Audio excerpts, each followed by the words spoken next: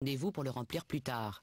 Voilà. Il est prudent aussi de vérifier l'exactitude des renseignements fournis par l'autre conducteur. Nom, permis de conduire, carte grise, attestation d'assurance. Le verso du constat n'est à remplir qu'après séparation des feuillets.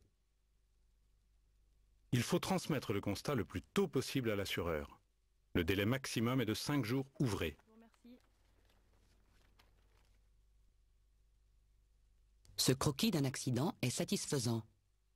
Oui, réponse A. Non, réponse B.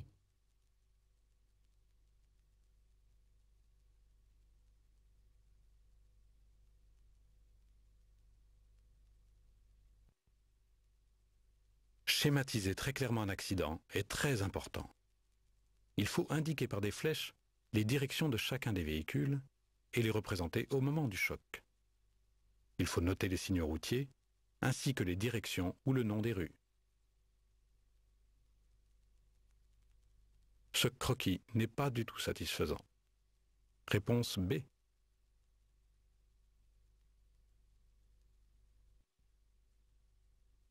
Je suis percuté par la voiture bleue qui me projette sur la verte. Je fais un constat uniquement avec le conducteur de la voiture bleue. Vrai, réponse A. Faux, réponse B.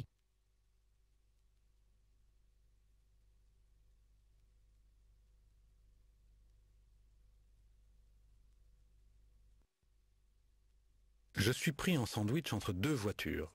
Le conducteur de la voiture bleue est responsable de l'accident.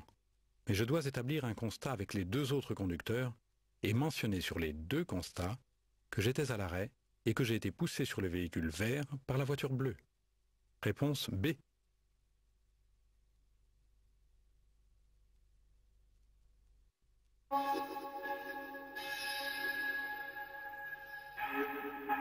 La loi impose à chacun l'obligation de réparer les dommages dont il est responsable.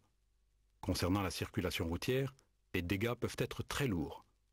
Les moins graves sont les dommages matériels, véhicules détruits, immeubles ou mobilier urbain endommagés. Les plus dramatiques concernent les victimes et leurs familles. Pension d'invalidité, soins aux blessés, rééducation, etc. Il est impossible de faire face à de telles dépenses et les victimes ne seraient jamais indemnisées s'il n'existait pas une assurance minimum obligatoire, la responsabilité civile. En cas d'accident, c'est l'assureur du responsable qui se charge de régler le préjudice subi par la victime. Attention, le conducteur responsable n'est pas couvert par l'assurance obligatoire s'il est blessé lors d'un accident et il devra payer lui-même les dégâts causés à son véhicule. L'obligation d'assurance concerne aussi bien le propriétaire du véhicule que l'utilisateur. T'es prudente, hein?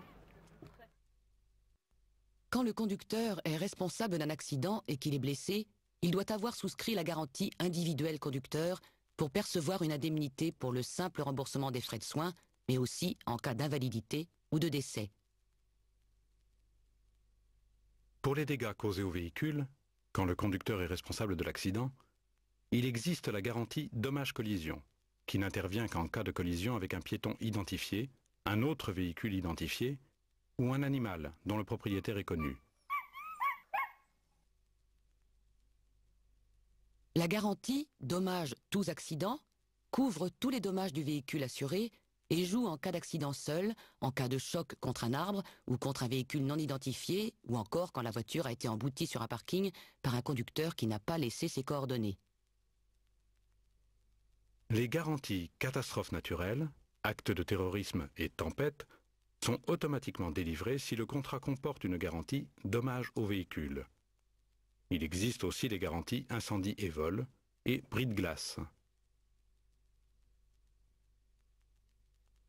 Ne pas être assuré est passible de peine d'amende, mais aussi de suspension de permis et d'une mise en fourrière de la voiture. L'attestation d'assurance est obligatoirement remise par l'assureur au conducteur. Il faut coller sur le pare-brise de la voiture le certificat délivré par la société d'assurance. Une partie des garanties peuvent devenir nulles dans certains cas, et en particulier si le conducteur responsable de l'accident conduisait sous l'emprise de l'alcool. L'assureur peut alors augmenter la cotisation jusqu'à 150%. et de 400% en cas de sanctions multiples, telles que suspension de permis, condamnation pour délit de fuite. Il peut aussi résilier immédiatement le contrat après le sinistre.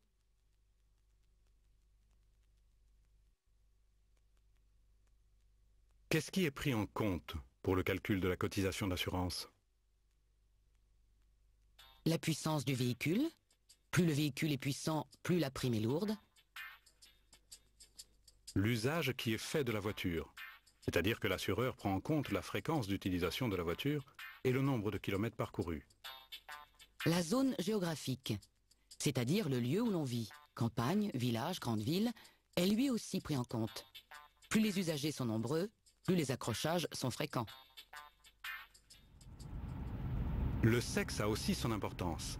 En effet, les femmes ayant statistiquement moins d'accidents que les hommes, certains assureurs leur appliquent des tarifs préférentiels. Joue aussi l'ancienneté du permis. Rappelons que les jeunes conducteurs représentent près de 27% des tués sur les routes. Le passé du conducteur entre en compte. Cas de condamnation pour conduite dangereuse, sous l'emprise de l'alcool par exemple. L'ensemble de ces critères fait varier négativement ou positivement le montant de la prime.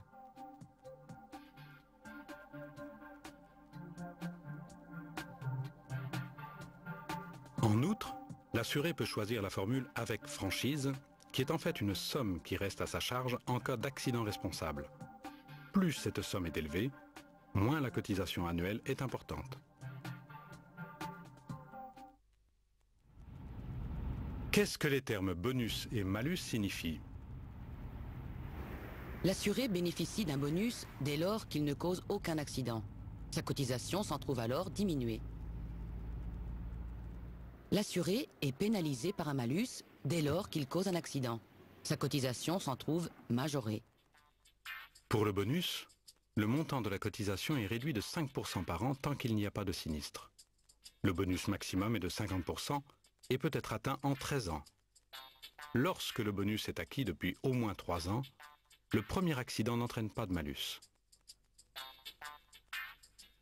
Pour le malus, le montant de la cotisation est majoré de 25% si un seul accident survient dans une année. En cas de partage des responsabilités, la majoration est de 12,5%. Si plusieurs accidents sont provoqués au cours d'une même année, la majoration peut atteindre 250% maximum. Tout malus supérieur à 1 disparaît après 2 ans consécutifs sans accident.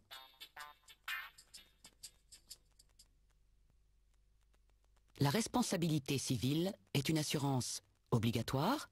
Réponse A. Facultative? Réponse B.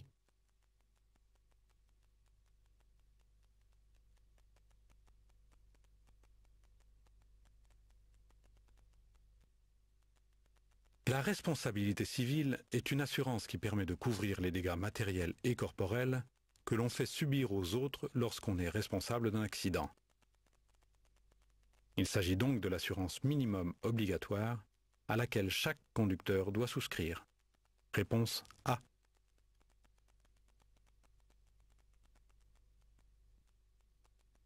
J'ai une responsabilité civile. Ma planche à voile qui est tombée du toit de ma voiture a provoqué un accident. Les victimes seront indemnisées. Oui, réponse A. Non, réponse B.